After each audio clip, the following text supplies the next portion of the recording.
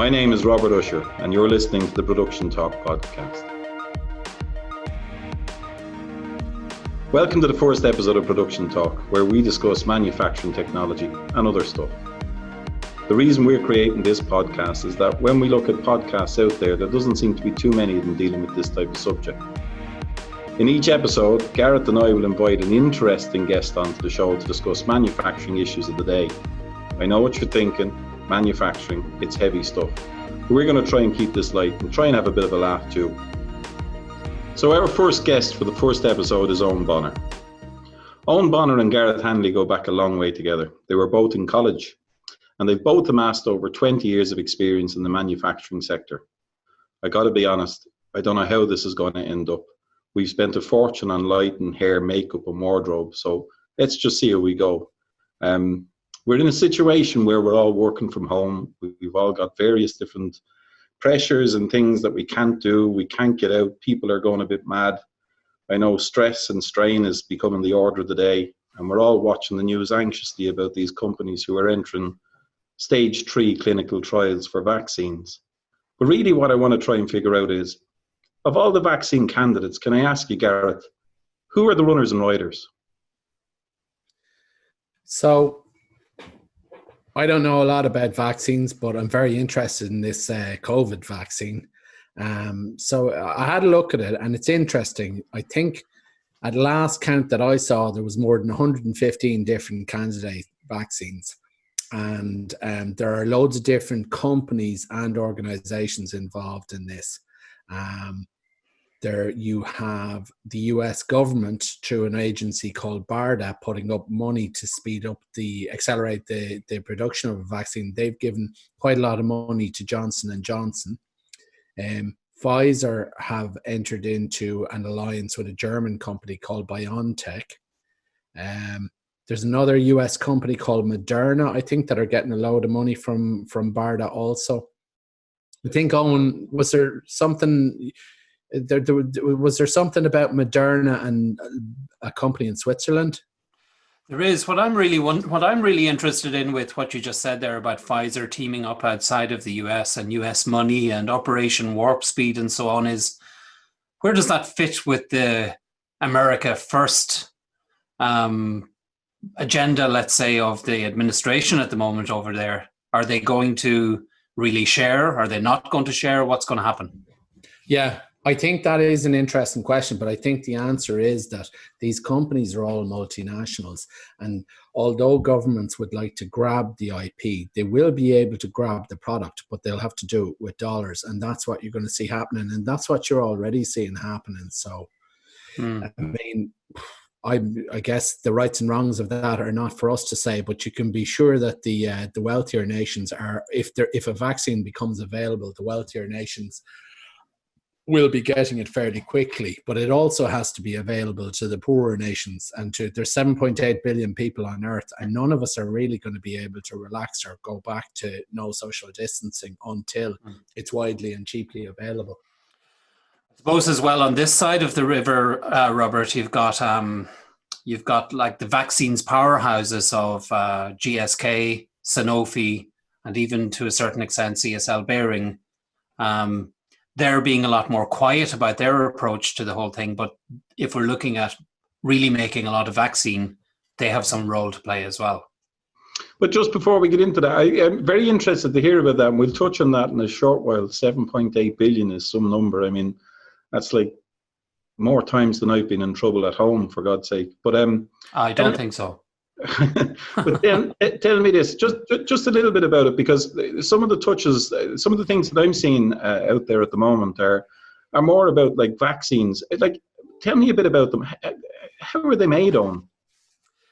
Well, there are a few different major technologies for a vaccine. Essentially, they all work the same way. And they work a little bit differently than people might expect now. So the first phase of vaccination, let's say the polio vaccines of the 60s, they really worked by introducing like a mild version of the actual disease into your body. Today, they're more making a safe version that gives the same immune response. Okay. So forget about the technology of how you actually manufacture the thing. the fact of people being afraid of vaccination actually causing an outbreak really doesn't apply anymore, because the way they make vaccines today, they make something, they onto a base, they basically apply some genetics that makes your body think that it's seeing the same pathogen as the real disease and respond in an immune way with the same response. But actually it's completely safe, and there is no prospect of catching, let's say, COVID from a fake dose or something like that. It's all about the efficacy of the response rather than putting a real live bug into you. That just doesn't happen anymore. That's very interesting, and that's actually always been my understanding of how vaccines were made. But in reading, and it was. So yeah, and they wiped out polio. That was exactly what they did. It was a mild version of the actual one, but we've moved past that now.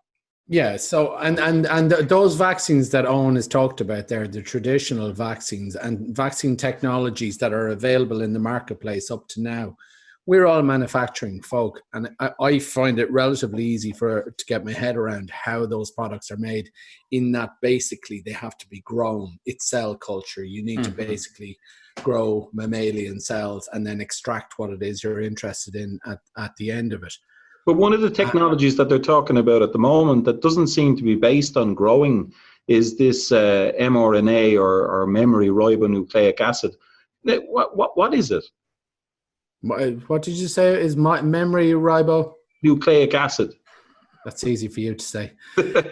So this thing is really interesting, this mRNA, and this is completely different. As Owen just said there, with the traditional vaccines, more or less you can say that they were attempting to provoke the body's immune system by having a similar effect to the vaccine to create antibodies. The mRNA is different in that it's effectively carrying an instruction to your body. It's like literally an instruction: make some antibodies, going straight to source. So I spent ages, because I knew I was coming on this podcast, to go watch videos, and I spent hours watching videos to try and understand how exactly mRNA enters the cell and the mechanisms by which it works. And I can't tell you anything about those, because it was completely beyond me. But Gareth, why do you even want to produce an antibody? What is an antibody? How does that all work? Like, how does a vaccine really work? Do you know what I'm really interested in here is that here's three guys, right? We're all north of 40. Some of us more north than others. I won't get into quantity, but some of us we're here on a show. We're talking about manufacturing, but yet we're all talking about men's health. I think we're dispelling an Irish myth here. Yeah, I think so. I think you could be onto something. More importantly, can you tell me a bit more about, like, just outside of the science part of it, because I'm completely lost when it comes to that. I don't really follow those type of clinical questions.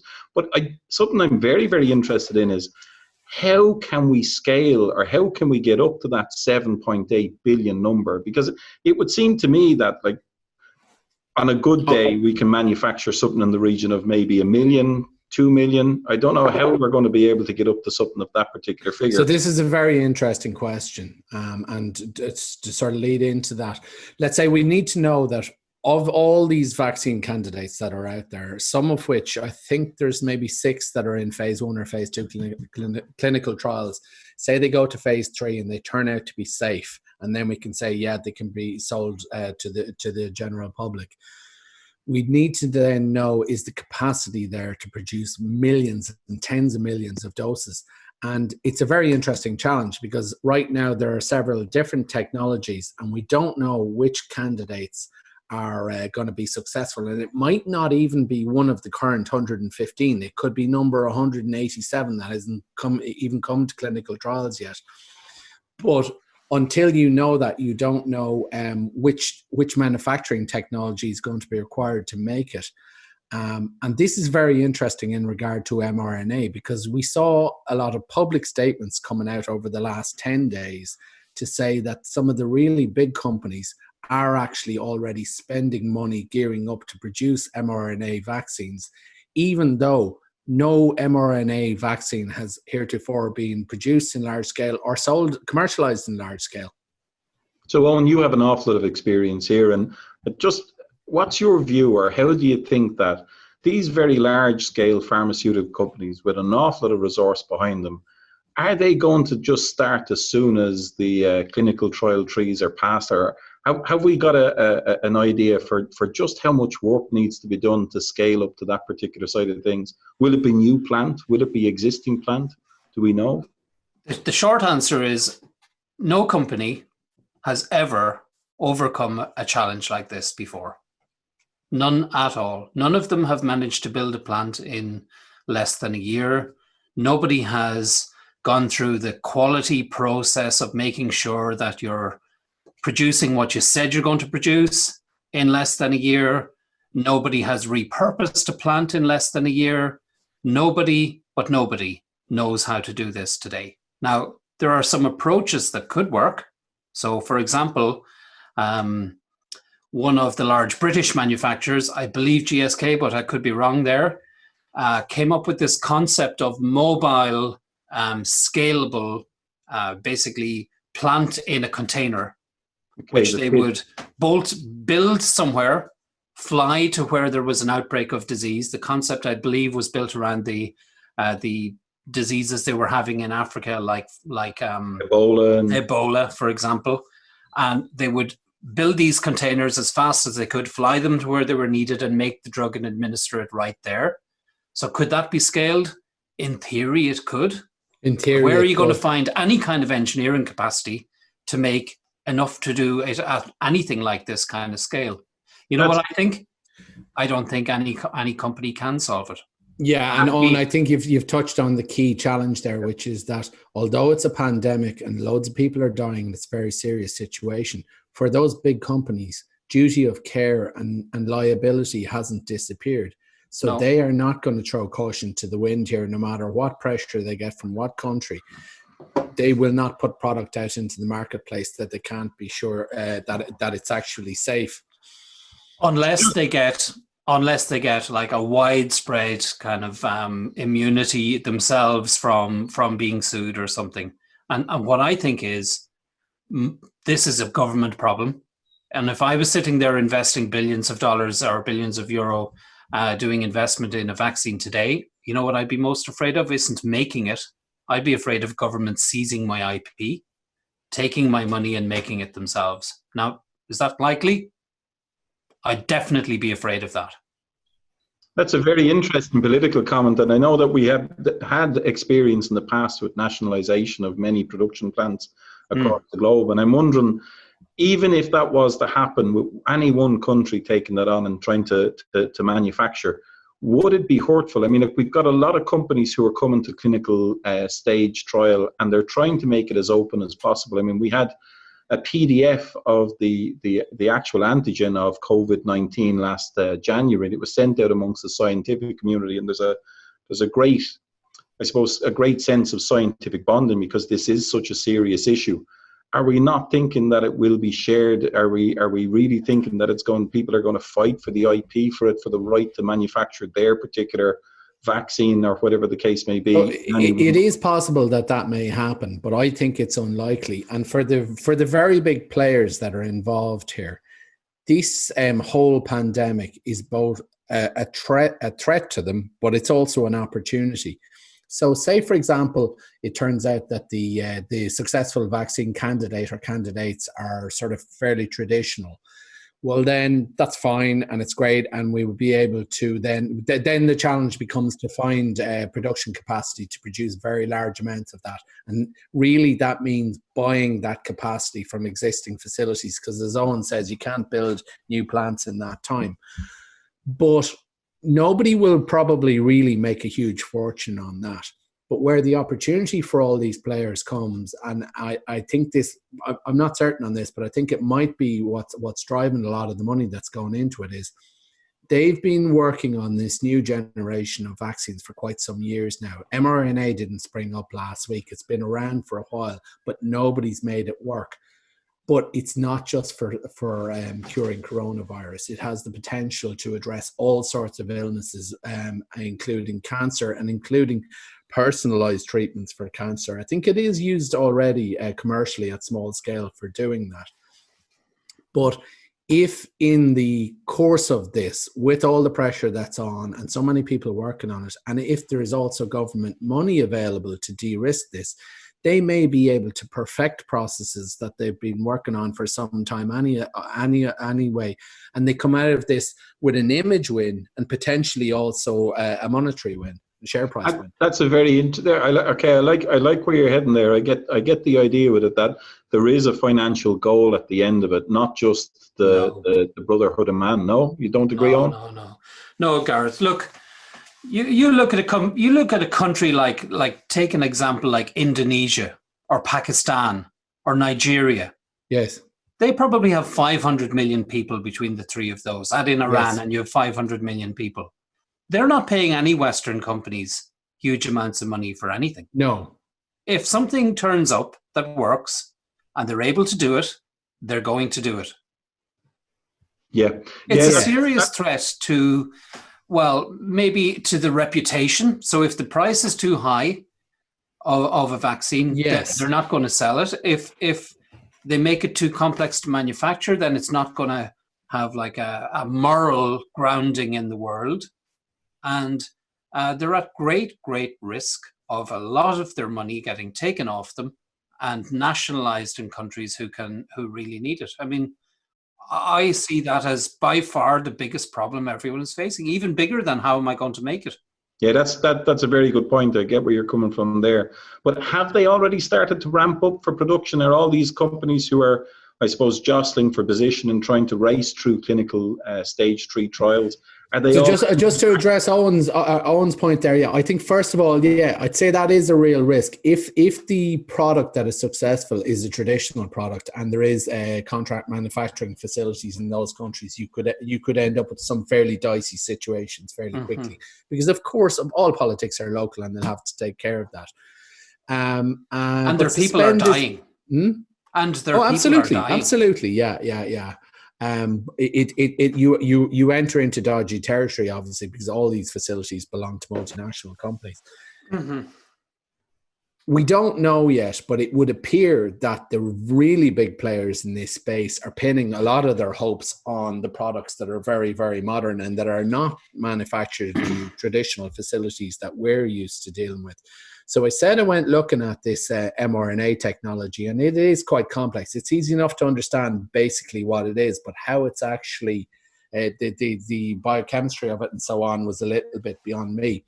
But I did watch a presentation by Moderna, who are basically the big beast in the States in the mRNA space. So I watched a video about their production capabilities. Coming from a place, there are no big mRNA facilities in Ireland where we're working, but coming from our experience, for what I saw of their production, it was very different to what I'm used to in cell culture, the sort of equipment I'm used to seeing. And to you guys, it looks far more like very large scale lab equipment. So You're talking about assay machines, liquid handling, a whole lot of that sort of stuff, a lot of analyzers. Mm-hmm. And so at the equipment layer, the mRNA production facility looks completely different to what we're used to. But once you go above that into the sort of IT and data layer, it looks pretty much the same, because of course it's still CGMP manufacturing. But here's the interesting thing, because the reason I was digging into all of that is I kept reading these articles where they'd say, oh yeah, so such and such has an mRNA candidate and we can scale production really easily. And I was going, well, why can they scale production? So when I looked at the equipment they were using, that answered that question, because the equipment that they're using is kind of standard lab equipment, big lab equipment, but standard enough. And it's not just used to make mRNA. I mean, it's used for all sorts of things, including, for example, COVID-19 testing. So you can go out and buy it. This equipment exists secondhand in the market and new in the market. So you could scale production. But Gareth, look at the problems they've had even making enough ventilators for 5% of the population. Yes. Now scale that to, to industrial scales that, I assume vaccine still works the way it always did. You need to have more than 85% coverage before you really have protection for the population. Yes. So more than 85% of the population have to take it before it can be considered. Yeah, and you need high efficacy from the vaccine itself to achieve that. Well, let's change tack a little bit then and imagine that all these things did exist. So what about the other thing that we mentioned earlier, where nobody has qualified, or when I say qualified, I mean done all of the quality testing in a plant to bring a product online in the kind of speed that we're talking about? How could that even be potentially attacked, that problem? Okay, so we are used to the challenge where you've got an existing production plant, be it a biotech plant or an mRNA plant, and you're producing product, but now you're going to change to a different product that you haven't produced before. So we know there might be some process changes, but they may not be radical. There may be some new equipment on there. There may be changes to the control system and to the data system. And to the people. Yeah, there'll definitely be repurposing. Yeah, absolutely. So, Owen, you're very familiar with the processes that a life science plant has to go through to prove that the process, the control system, and the people, that everything works as it was planned to work, so that the product that you get is safe. A validation process. The reasons, Owen, you've spoken about this before, the reasons for doing that are very important. The reasons that you do all of this testing is to make sure that what you make is what you plan to make. And at the end of the day, that is what you're trying to do in the whole quality process that goes with drug manufacturing from start to end. That has not gone away, despite the fact that people are dying in the hundreds of thousands, not millions. Well, is quality something we can't afford now? Is that what people are going to think? Do we have to find a way of doing quality faster? Do we have to find a way of talking to regulators now and saying, okay, this is what we do, but we can also do this different thing and get the same outcome, or we can start over here and qualify as we go? Or how is that? How could we even approach that kind of problem? So, Owen, that ties into exactly the question that I'm kind of asking, in that here we are now, we're in May 2020. As Gareth says, we're somewhere south of 300,000 deaths globally. But it does look like it's going to be an ongoing issue. It does look like it's at least in certain countries, it's being handled, or it's at a plateau level. But what I'm kind of wondering is, even now at this stage, with 300,000 people dead, are we now going to be able to turn around and say, yes, we're going to put the car into fifth gear and just take off? Or do we have to go back and start again from scratch? I would drive the car off the cliff, if you ask me. We need to get to maximum speed right away.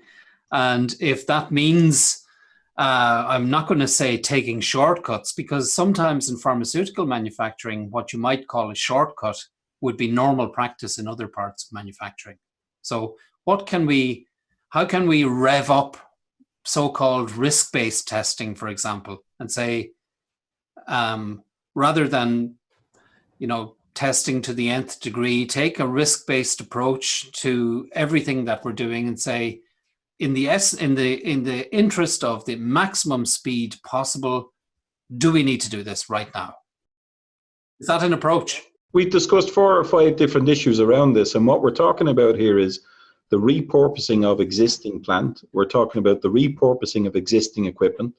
We're talking about the rapid development and deployment of maybe new or novel processes. So Gareth, like what would that look like? How quickly do you think we'd be able to face that challenge? Okay, and so this is the core question that Owen was alluding to there. I'm taking the position that safety hasn't gone away, liability hasn't gone away. And I've spoken to colleagues in industry and in these companies, and I know that they are genuinely spending an awful lot of money to prepare for this. I've thought about this and I've discussed it with other people. I don't think there's any way to shortcut these safety procedures that we talked about, the IQ, OQ, and PQ, and going through PPQ testing, all the rest of it. There's a lot of queues. Yeah, there's a lot of queues. Yeah, there is a lot of queues, and they cost a lot I'm of sick dollars. of queuing. It took me 40 minutes to buy bread for lunch today.